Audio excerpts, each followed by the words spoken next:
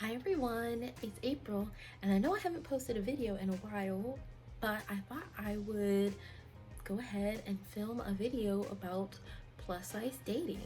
Now, this is something I think about all the time because I love dating and I love talking about dating all plus size and the differences of dating as a plus size person versus a standard size person. So, for starters, I've got to talk about plus size dating when it comes to dating apps. So, I typically use Bumble, um, Facebook dating, and I used to use POF, but after my account got hacked, I don't use POF anymore. I don't use Tinder, mainly because I got banned. Okay. Yeah, so those are the main dating apps that I use. Now, the problem that I tend to run into on these apps is that I truly feel that algorithms are made such that if you put your body type as anything above average, they automatically filter you towards the bottom. So I tested it and I went on and temporarily changed my body type to average, and I did get a lot more matches than usual. Another thing that I've noticed is an issue is race on dating apps. So, I'm a curvy black lady and I am a dark skinned black lady and proud. And I've noticed it's really interesting when I see my friends who are not black get on dating apps and we'll be in the same area, and the same guys that I swipe right on who didn't match me will match with them, plus the guys that I matched with. So I know a huge part of it has to do with skin color. And again, I think the algorithms genuinely push um, people down who are of color, because I've noticed whenever I'm on Bumble, I don't really see a lot of black men. I don't know if that's where I live or I don't know, but even when I've gone around other places, I see mostly um, white guys, which there's nothing wrong with that. It's just kind of odd. The only app that's not like that is POF. I think on POF, the majority of men on POF happen to be black. So, if you're looking for a black guy, go on POF. I don't mean that in an offensive way, but I'm saying if that's your type, go on POF. There are quite a few, plenty, but POF is very like sketch. So, sorry, I don't know how I feel about POF after I got hacked. Um, Tinder, I felt Tinder was less racist, but the last time I used Tinder was like in 2016. Then I got banned because I would tell people off too much, and I guess some guys got really offended by that, reported me, and I wound up getting banned. Also, I love my body, so some of my pictures were me at the beach in string bikini, so I probably got my photos reported, which is crazy because I know a lot of thin women put bikini pictures online and they don't get reported. That's a no, that's an entirely separate issue. I'm not gonna talk about that. So, dating apps. The great thing about dating apps, all those negatives aside, is that you can quickly reach people that are outside of your normal circle. So you get to meet all kinds of different men that you may not have been able to reach before. Um, which is the whole point of the dating apps. And you get to talk to someone instantly, and it breaks down the awkwardness of that first initial interaction where the guy has to come up to you and flirt, or you have to send a signal to let him come to you and flirt. So it kind of gets rid of that, which is a good and bad thing in my opinion. Personally, I prefer to be approached. I don't really care for dating apps. I use them because that's what's most common and seems to be the way of the future. But personally, I really think I'll meet my husband in real life, in my own universe, if that makes sense. We'll meet organically, like everyone else in my family met their significant others, their husbands. Anyway, so that's dating apps. Well, no, that's not everything I want to say about dating apps. And I'm not cutting anything out of this. I want this to just be a video where I'm just streaming and just talking and just, whatever. I don't really like to too much edit these style of videos, but I promise it won't be longer than about 10 minutes, 12 minutes, 15 will be the max. Yeah. Anyway, so Another thing I find that's irritating on dating apps is that if I put pictures where I'm not like showcasing my figure or I'm just wearing my normal clothes, I won't get very many matches. But if I put pictures up that I'm like showing off my figure and I've got on a weave or something like I have now, then I get a lot more matches. And I find that kind of irritating because I want to post my regular pictures of me and my dogs and me on vacation and stuff like that, just chilling in regular clothes that but still dress nice. But I find that you get far less matches that way and far less responses too. Sometimes when I would switch it over, I would get maybe 1 or 2 messages a week. Like it was that dry. So I switched it back to my looks. But anyway, yeah, so that's that. And then my other issue is I wish the apps would create a system such that when someone messages you, if any of the words in their message are sexually based, it will pop up on their little screen. Are you sure you want to send this? If you send this, you risk being banned. And then if they override it and hit yes, sure, I want to send it, then when you receive the message should come up red, and red should alert you that this person has sent you a provocative message. Because after all, not everyone is on there for a relationship, so some people are on there for that. So I think it's important for them to still allow some people to send that, because if that's what you're looking for, that's what you're looking for. No judgment. But it would be nice to have that fail safe in place for us who are not looking for that. So that way when I go through, like when I get a notification on my phone, ooh, Samson messaged me on Bumble, that when it pops up as my notification, it has like a little red triangle alert. And then when I open up my inbox on Bumble, the whole message thread, you know how it is on Bumble, that message from that person will be highlighted in red. So I know before I click that, okay, this is probably going to be something that I don't really like or that I really am interested in. So if I don't know a single dating app that does that, and if anyone who's a dating app creator is listening to this, please, please, please add that fail safe in place and email me so that I can send you some code down the way. I could pull up my old skills and like send something so that way I can get my little name on it and get a little check in the mail. Just saying. We don't give out this information or ideas for free, ladies and gentlemen too. So my other gripe with plus size dating is when you are out at a restaurant and they ask booth or table and they automatically say booth, and you kind of have like this little panic attack, like, oh my gosh. For me, I'm like very hippie and very like bootylicious, so when I sit in booths, it's like blah, it's like squished and I'm not very comfortable. That actually happened to me today. The great went date. The date went great, but I remember at one point he like, the table was immobile, so you couldn't move it. But I saw him at one point kind of like look at me, and he like stretched and then pretend like he was just cracking his hands, but he really was trying to pull the table because he could see that I was uncomfortable, which that was really sweet. But it just made me feel like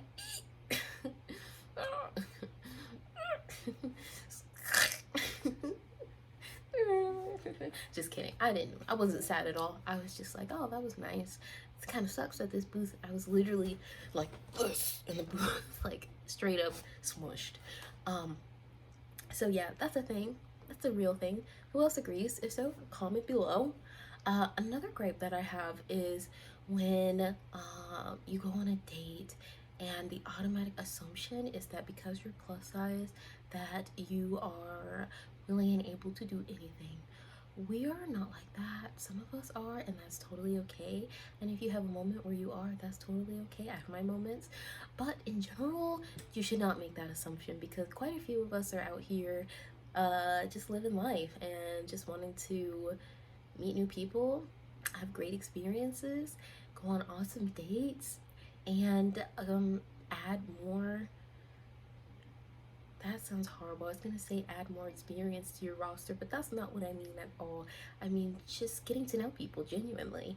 So not all of us are like that. So please don't go out there making that assumption. Like, totally not cool, not okay whatsoever. So now I think I'm gonna segue into some tips with plus size dating. Um, I guess we can start off with what to wear. Number one, wear what makes you feel confident. And wear something that makes you feel comfortable. Because there's nothing worse than squeezing into a skin tight dress that you feel confident in because you look good in it, but it's uncomfortable. Because the entire night you're just going to be shifting and switching and pulling and tugging, and that comes off as you're self conscious. And that's the last thing you want to come off as any shape or size on a first date. You want to come off as, hey, I'm just here, I'm chilling, I'm here to meet you, and this should be fun. So wear something that makes you confident, but is also comfortable. And also a pro tip, wear red, ladies or gents, whoever's watching this. Red is really one of those colors that's a standout color, and red automatically makes you look more confident. Depending on the shade and your skin tone, red will make you look more healthy, more glowing, more radiant. And depending on what you wear, red could be a very elegant color. So today I went on a date. I wore a red hat with a red shirt with this cute white knit sweater skirt that has red hearts all over it, and my little heart earrings. And let me say, it was a hit. Like, he loved it. And most of all, I was very comfortable. I'm in a cute little t-shirt. This is Paris, and my little beret. And I felt great, and I put on some like heeled booties. If you want to wear heels on the first date, you know, that's a good idea because it shows that, hey, I've got it, I'm sure of myself. But if you want to wear heels but you want to avoid wearing like stilettos, wear what I wore. I wore like heeled white booties. Perfect, could walk in them, couldn't take them off very easily. They're one of those kind of shoes. But anyway, you get the point. So wear something that makes you feel confident but also comfortable. Number two, make sure that you bring deodorant with you. Because there are times where you'll go on a date and it's like mini golf or bowling and you're having a grandiose time, and then you go to reach for something that fell and you go, oops. It happens. It happens to all of us. So I really recommend bringing deodorant. And as a bigger person, occasionally, sometimes some of us sweat. Not all of us sweat a lot, but some of us do. I know I personally do. So I have to reapply deodorant throughout the day. I've been that way my entire life. Didn't matter what was going on, I just sweat. It's usually out of nervousness, normally too. So bring deodorant with you. Pick your favorite perfume, and if you're going to wear perfume, spray once behind each ear, one time on each side of your, the temples of your neck. I don't think this is called your temples. Whatever they're called, this part of your neck, once on your décolletage, and then 2 times in the air and walk through it. If it's in the summertime and you're eating outside, I really recommend spraying the back of your kneecaps, because then as you walk past people, they, get the waft or waft of your fragrance, and it's a really, if depending on what you're wearing, it could be a very pleasant experience for you and the people sitting around you, versus dousing yourself in perfume, which that's not going to be a pleasant experience for people around you, nor will it be a pleasant experience for you at the end of the day when you have a headache and you have to triple wash your clothes to get the smell out. Okay, so let's not do that. Let's see, what else? Be yourself. Honestly, just be you. If you like to laugh and you like to giggle, laugh and giggle. If you enjoy making jokes, make some jokes, but always make sure that you're allowing give and take. Don't be the person who's doing it all. And if you feel like you're doing it all, my pro tip is to go like this. Smile, blink, grab your drink, and just sip and go like this with your drink. Tuck your hair behind your ear. And if he doesn't start amping up a conversation with you, as soon as the food is served, leave. Don't stay any longer than it takes for you to eat, because that guy's probably not that interested in you and you're pretty much wasting your time. So always take that moment to bring yourself back down to earth, ground yourself by grabbing your drink, feeling your drink, sipping your drink, touching your hair, you know, whatever you do, don't just start like looking around at other people, because then it makes you seem disinterested, and you don't want to look disinterested. You want to look assured. So by grabbing your drink, playing with your drink, your hair, keeping a bright smile, you're giving an air of assurance, and that's also very important. Another tip: figure out if he's the kind of guy who likes to go Dutch or pay on the first date beforehand. So when you're talking with someone before you plan the date, certain questions you should ask to find that out. Personally, I don't believe in going Dutch. People will disagree with me on that, and that's okay.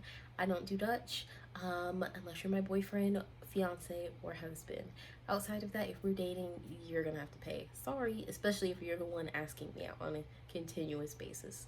That's just my standard. Okay? If it's not yours, disregard that. Anyway, so certain things you can ask. For instance, I always ask, I don't know how to word this, but there are certain like conversations you can have that will tell you whether or not he's gonna pay.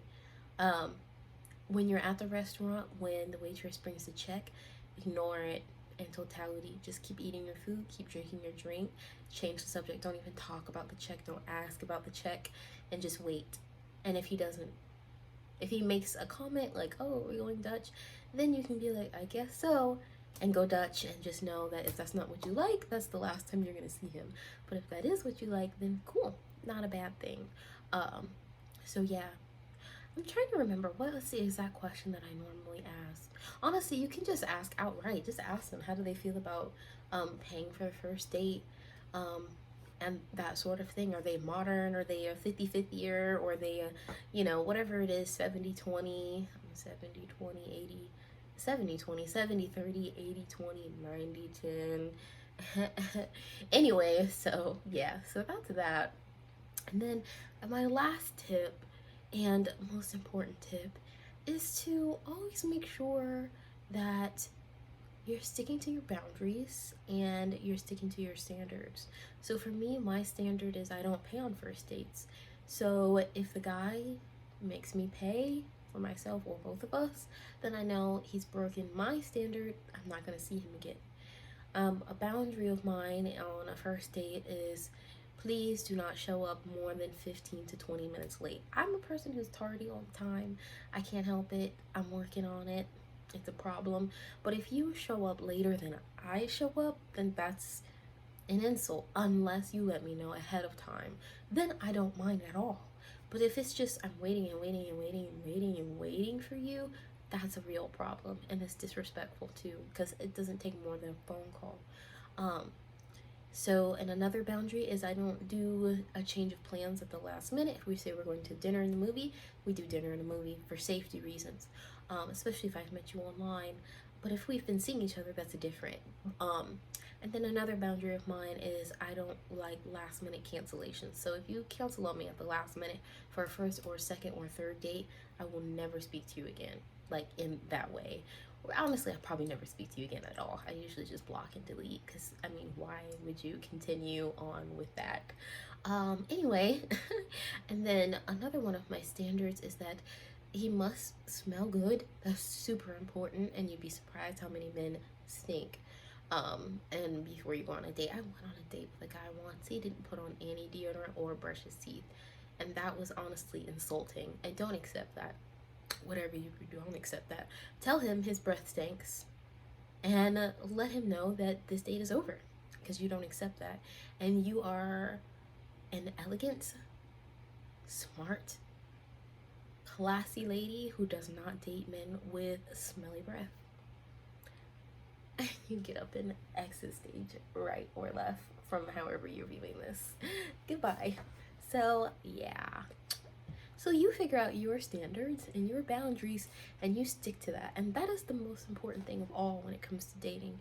Write down what are your standards, write down your boundaries, and then write down your intent and memorize it. And dating will be so much more simple, to be truthful, no matter what your size. Well, this video has now hit 20 minutes, and that's my cutoff. And I hope you all have a lovely day, a lovely evening, lovely night, a lovely morning whenever you're watching this. And if you have any comments, suggestions, concerns, comment down below. And go ahead and follow me on social media at Fat and Bougie 167 on Instagram. Link will be down below. And thank you all for watching this video. Bye, lovelies.